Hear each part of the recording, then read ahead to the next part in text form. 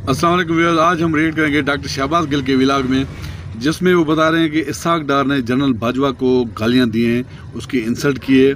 वो कहा है, उसने कहा कि वो नालायक है और उसने पाकिस्तान के साथ गद्दारी की है। ये देखें। और उसके बाद जो है IMF ने पाकिस्तान पे क्या क्या ढाए हैं, जुल्म ढाए। IMF पाकिस्तान को डिफ़ॉल्ट करना चाहता था। ये सारे इल्ज़ाम इसहाक डार ने लगाए। चलो पहले वीडियो देखते हैं, उसके बाद बात करते हैं। बिस्मिल्लाहिर्रहमानिर्रहीम। आज सितंबर की 12 तारीख है और इस वक्त पाकिस्तान में मंगल की सुबह है। आज की अभी तक की इंपॉर्टेंट खबरें और उनके ऊपर अपना तजिया आपके सामने पेश कर रहा हूं। पहली खबर आपको जो देनी है वो इसहाक डार साहब का इंटरव्यू है। नून लीग का सबसे बड़ा दिमाग है, ये वही नून लीग है जो इमरान खान को जिम्मेदार ठहराती थी पाकिस्तान की इकॉनमी की तबाही की, पाकिस्तान में डॉलर की बढ़ते हुए रेट की, और पाकिस्तान की हर बुराई की जड़ जो है वो पाकिस्तान तहरीक इंसाफ की हुकूमत को कहते थे। क्या हुआ यकायक कि आज वही इसहाक डार जो है कपड़े फाड़कर आपे से बाहर होकर जनरल बाजवा पर हमलावर हुए हैं और जनरल बाजवा को पाकिस्तान का नालायक तरीन बदतरीन शख्स करार दे रहे हैं और ये कह रहे हैं कि पाकिस्तान की पूरी मईशत की तबाही का जिम्मेदार जो है वो जनरल बाजवा थे और उनको बिल्कुल इकॉनमी का कुछ समझ नहीं था। यही नहीं, उन्होंने जनरल बाजवा पर मुल्क के साथ बदयांती का इल्जाम भी लगा दिया और ये कहा कि जनरल बाजवा जो है वो शामिल थे इस चीज़ के अंदर कि पाकिस्तान के अंदर वही रेट रखा जाए डॉलर का जो अफगानिस्तान के अंदर है। और इसके साथ साथ इसहाक डार साहब ने यह भी कहा कि दुनिया के कुछ बड़े मुल्क और इनडायरेक्टली IMF को भी रिपोर्टेडली उन्होंने ये कहा कि वो पाकिस्तान के अंदर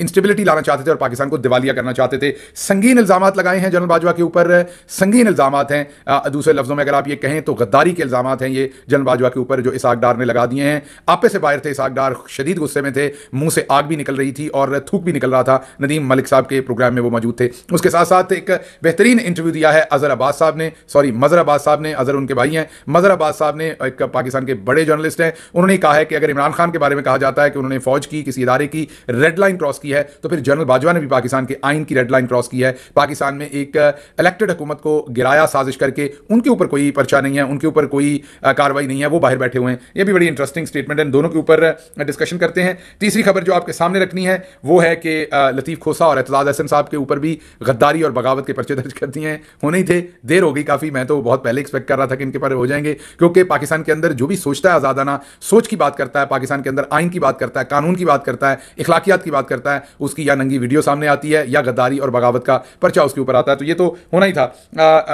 इमरान खान ने अपनी जेल को 5 स्टार करार दे दिया है। क्यों करार दिया है? क्या खान साहब ने नई बात की है? क्यों खान साहब ने बदतरीन अपना जो सेल है जेल का उसको 5 स्टार होटल के कमरे के बराबर करार दिया है? इसके ऊपर आपके सामने बात करूंगा। और कैनेडियन प्राइम मिनिस्टर जो हैं उनकी शदीद तरीन इंसल्ट की गई है हिंदुस्तान के अंदर और वो इंसल्ट अभी तक जारी है। कनाडा का पूरा जो मीडिया है वो सरापा एहतजाज है। ये एक बहुत बड़ी डेवलपमेंट है इंटरनेशनली G20 के अंदर। जाहिर बात है बहुत पॉजिटिव डेवलपमेंट्स है हिंदुस्तान के लिए। पिछले 24 घंटे में 50 से ज़्यादा MOU जो है वो मोहम्मद बिन सलमान और मोदी जो है वो साइन कर चुके हैं। और किस किस इंटरनेशनल लीडर ने वहाँ क्या कुछ किया इसका भी एक आपको कंप्रिहेंसिव तो नहीं कहूँगा, एक शॉर्ट समराइज फॉर्म आपके सामने रखूंगा। लेकिन कैनेडियन प्राइम मिनिस्टर के साथ वहाँ क्या हो रहा है ये भी आपके सामने रखेंगे। पहली बात आपके सामने रखेंगे, नदीम मलिक साहब के शो के अंदर इसहाक डार जो है वो गिरेबान फाड़कर, कपड़े उतारकर, मुंह से आग निकालते हुए, थूक निकालते हुए जनरल बाजवा के ऊपर झपट पड़े हैं। उन्होंने जनरल बाजवा को पाकिस्तान का एक किस्म से गद्दार करार दे दिया है। उन्होंने कहा है कि ये जनरल बाजवा थे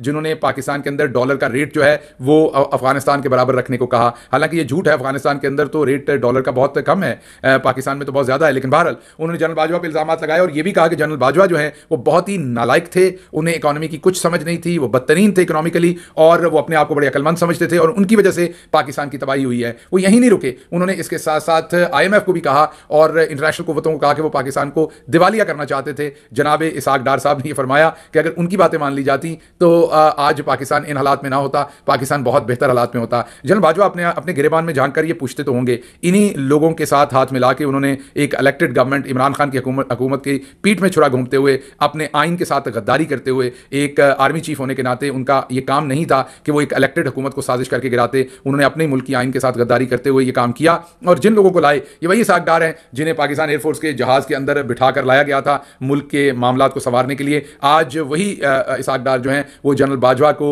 इकोनॉमिकली कह रहा हूँ, माशी तौर पर, माशी उनकी जो समझ बूझ थी उस एतबार से चौक के अंदर खड़ा करके नंगा कर रहे हैं, चौक के अंदर खड़ा करके बेइज्जत कर रहे हैं। और जनरल बाजवा का कोई दिफा करने वाला दुनिया में इस वक्त मौजूद नहीं है। ना वो खुद जवाब दे पा रहे हैं, ना कोई इदारा उनके लिए जवाब दे रहा है, कोई इस वक्त उनका नाम लेवा नहीं है। वो शख्स जो कभी समझता था कि वो शायद सदा बादशाही उसकी है, वो शख्स जो एक उंगली से हुकूमतें बनाना और गिराना अपने आप को समझता था, जो कहता था मैं इमरान खान का और बोझ नहीं उठा सकता, जो कहता था देखें जी इमरान खान समझते नहीं, देखें जी इमरान खान जो है वो उन्होंने करप्ट लोग लगाए हुए हैं, उनकी गवर्नमेंट करप्ट है, मैं उनका वजन नहीं उठा सकता। आज बाजवा साहब से मैं सवाल पूछता हूं, आज आपका वजन कोई क्यों नहीं उठा रहा? आज तो आपके अपने कंधे भी आपका वजन नहीं उठा रहे, मेरा ख्याल आपके बच्चे आपका वजन नहीं उठा रहे। आज पूरी पाकिस्तान के अंदर कोई एक शख्स नहीं है जब इसहाक डार ने तकरीबन आपको महज़ब लफ्जों के अंदर गाली गलोची की है टेलीविजन के ऊपर, आपको करप्ट भी कह डाला, आपको बददियानत भी कह डाला, आपको मुल्क दुश्मन भी कह डाला, सब कुछ कह डाला, लेकिन आज पूरे पाकिस्तान के अंदर कोई शख्स आपका ना हमायती है, ना आपकी प्रोटेक्शन करने वाला है, ना आपको डिफेंड करने वाला है। इससे बदतरीन हालात आपके क्या होंगे? इससे बड़ी आपको सजा अल्लाह की जात ने दुनिया के अंदर क्या देनी थी कि आपका पूरा सिस्टम वही बैठा हुआ है,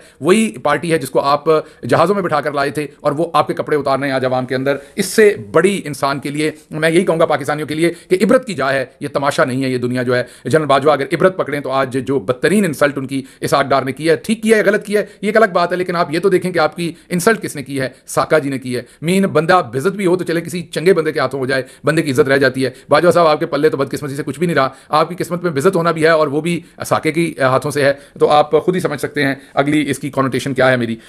लतीफ़ खोसा और एतजाज़ हसन के ऊपर सुना है, लतीफ़ खोसा साहब का तो बिल्कुल कंफर्म है, लेकिन सुनने में आया कि इसहाक डार साहब के ऊपर भी 9 तारीख को गुजरांवाला बार ने उन्हें एक फंक्शन में मदऊ किया था, जहां लतीफ़ खोसा साहब ने आइन, कानून, पाकिस्तान के इंसाफ, अदालती निज़ाम और आइन के अंदर रहते हुए बातें की थी, आइन का दिफा करने की बात की थी वकील के तौर पर, और वही हुआ जो हर उस शख्स के साथ होता है जो आइन और कानून की बात करता है। उन्होंने लतीफ़ खोसा के ऊपर भी गद्दारी और बगावत का पर्चा दर्ज कर दिया। जी हाँ, ये अंग्रेज़ बहादुर किया करता था। आजकल पाकिस्तान के अंदर जो हिम्मत करता है, जो जुर्रत करता है कि पाकिस्तान के अंदर कोई ऐसी बात करे जो आइन के मुताबिक है, कानून के मुताबिक है, जिसमें आइन और कानून की किसी तरीके से भी प्रोटेक्शन होती है, उसके ऊपर गद्दारी और बगावत के पर्चे दिए जाते हैं। दिए क्यों जाते हैं? ताकि उन्हें डरा दिया जाए, सहमा दिया जाए, वो भी ना बोलें और उनके इर्द गिर्द के लोग भी ना बोलें, क्योंकि बोलने से डर लगता है यहाँ लोगों को, सोचने से डर लगता है, आपकी आज़ाद सोच से इनको डर लगता है। तो ये बदतरीन हालात हैं पाकिस्तान के अंदर, लेकिन सलाम है एतजाज़ हसन को भी और ख़ुसूसन लतीफ़ खोसा को कि उन्होंने किस तरीके से इस मुश्किल वक्त में, जब पाकिस्तान तहरीक इंसाफ के बहुत सारे बड़े बड़े जगादरी जो हैं वो दाएं बाएं पतली गलियों से निकल गए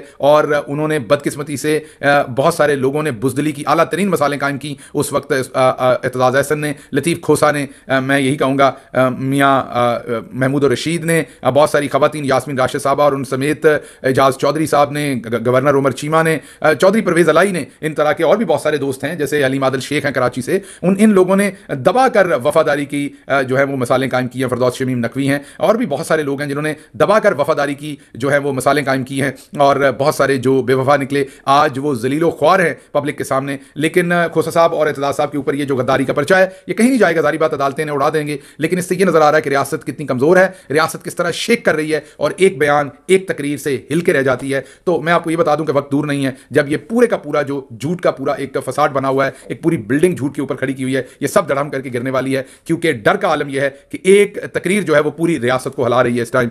अगली खबर आपको ये देनी है कि इमरान खान साहब के वकील जो हैं वो इमरान खान साहब से मिले हैं। इमरान खान से पूछा है कि जी सुप्रीम कोर्ट के अंदर एक हुकूमत ने रिपोर्ट जमा करवाई है, जिस रिपोर्ट के अंदर ये कहा गया है कि आपको बेहतरीन सहूलतें दी गई हैं, आपको ऑलमोस्ट जो है वो ऐसे ही लग रहा है कि किसी 5 स्टार जेल के अंदर रखा हुआ है, आपको खाने ऐसे दिए जाते हैं, आपका सेल इतना बेहतरीन है। तो खान साहब ने कहा कि बिल्कुल झूठ है, वही डेथ सेल है, वही गंदा गलीज ओपन बाथरूम है, वही कैमरे लगे हुए हैं, वही तेज सर्च लाइट्स हैं जिनकी वजह से अंदर पतंगे आ जाते हैं, कीड़े मकोड़े आ जाते हैं, रात को दिन सारे में मक्खियां होती हैं, वही पुराना टूटा पंखा है, वही टपकती छत है, वही गीला मैट्रेस है जिस पर मैं सारी रात सो नहीं सकता। लेकिन उन्होंने अगली बहुत ही शानदार बात की, उन्होंने कहा लेकिन मेरे लिए अल्लाह का शुक्र है कि ये 5 स्टार होटल के कमरे से कम नहीं है। मैं इसको अपनी आसाइश समझता हूं, क्योंकि हकीकी आज़ादी बगैर कुर्बानी के मिलनी नहीं, और हकीकी आज़ादी देने के लिए अगर मेरी जान भी कुर्बान हो तो वो कम है। तो मैं बिल्कुल ये कुर्बानी दूंगा और मैं सेटल हो गया हूं। कुरान की मैं तफसीर पढ़ता हूं, कुरान को इंग्लिश के तर्जमे से पढ़ रहा हूं, समझने की कोशिश कर रहा हूं, इस्लामिक हिस्ट्री पढ़ रहा हूं और दूसरी जो मेरे इंटरेस्ट की किताबें मैं वो पढ़ रहा हूं। वक्त का मुझे पता नहीं चल रहा कि कैसे गुजर रहा है, तो मैं बिल्कुल परेशान नहीं हूं।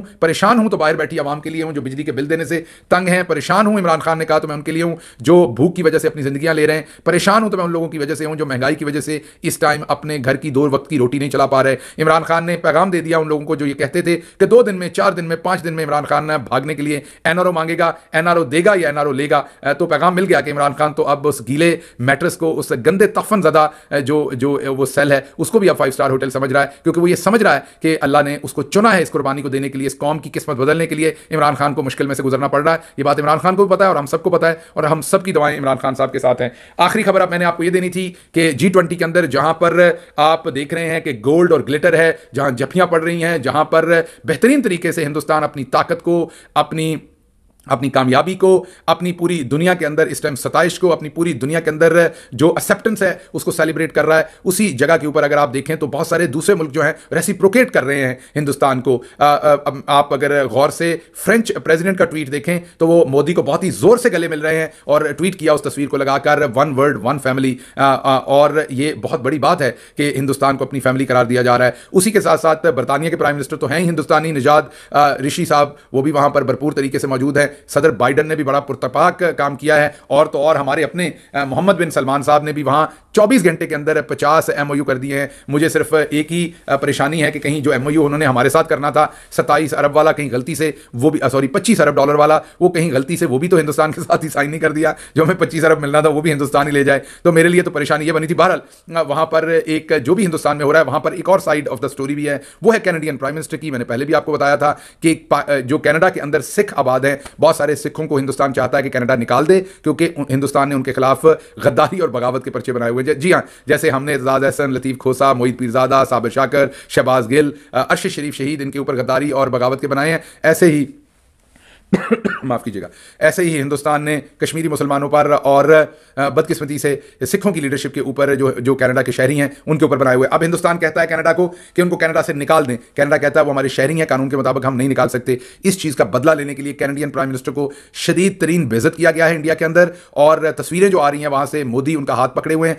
देख किसी और तरफ रहे हैं, आंख मिला के बात नहीं कर रहे हैं। जो सामने से फुटेज आ रही है, तस्वीरें आ रही हैं दोनों सरबराहों की बैठे हुए, उसमें मोदी भी मुस्कुरा नहीं रहे और वो भी मुस्कुरा नहीं रहे। ये बात यहीं तक खत्म नहीं हो गई। जो ट्रेड टॉक्स थी उनका बाइकआउट किया या उनको कैंसिल किया लास्ट मिनट पे प्राइम मिनिस्टर जस्टिन ने, और यहीं पर बात खत्म नहीं हुई। मोदी साहब ने जो ज्वाइंट स्टेटमेंट जारी की उसके अंदर खुले अल्फाज में कनाडा की ऐसी तैसी फेर के रख दी, बेइज्जत करके रख दिया। कनाडा को इस तरीके से बयान कर दिया, जो दोनों वजीर आज़मों के मिलने के बाद ज्वाइंट अलामिया या स्टेटमेंट जारी किया हिंदुस्तान ने, उसमें उन्होंने वाज़े तौर पर कनाडा को तकरीबन एक टेररिज्म को ब्रीड करने वाला मुल्क कह दिया, इस तरह का मुल्क कह दिया जो टेररिस्टों की हिफाजत कर रहा हो। गालिबन इसी तरह की लफाजी थी। मेन कनाडा की तबाही फेर के रख दी वर्ल्ड प्लेटफॉर्म के ऊपर। और अब कनाडा का पूरा मीडिया सरापा एहतजाज है और तस्वीरें दिखा रहा है जस्टिन ट्रूडो की कि किस तरीके से वो बेइज्जत हो रहे हैं और हिंदुस्तान उन्हें वहां बेइज्जत कर रहा है सिख लीडरशिप की वजह से, जो कैनेडियन सिटीजन है। ये बहुत बड़ी डेवलपमेंट है। आने वाले दिनों में इससे बहुत सारी चीजें डेवलप होंगी। पाकिस्तान की जो लीडरशिप है उनके पास ये गोल्डन चांस है इस सिचुएशन के अंदर अपने लिए सफारतकारी करने का, लेकिन हम तो मसरूफ हैं एजाज एहसन और लतीफ खोसा को गद्दार करार देने पे। हम तो मसरूफ हैं बाथरूमों के अंदर, बेडरूम्स के अंदर कैमरे लगाकर नंगी फिल्मों बनाने पर। हम तो मसरूफ हैं इसहाक डार से इस टाइम जनरल बाजवा के कपड़े पड़वाने पर। हमारी जो प्रेफरेंसेस हैं वो ये है। और हम मसरूफ हैं इमरान खान के खिलाफ झूठे मुकदमे बना के उनको झूठी सजाएं दिलवाने पर। तो हमारा कहां ध्यान जाना है कि इस टाइम सफारतकारी का ये बेहतरीन मौका है और हमें सफारतकारी करनी चाहिए। साथ ही मुझे इजाजत दीजिए। अल्लाह आपका हामी और नासिर हो। सुनिए, इसहाक डार ने जनरल बाजवा के लिए कुछ भी नहीं छोड़ा और जनरल बाजवा का दिफा करने वाला पूरे पाकिस्तान में क्या पूरी दुनिया में कोई भी नहीं है। वो अपने आप को फिरौन समझता था जिस वक्त वो जनरल था।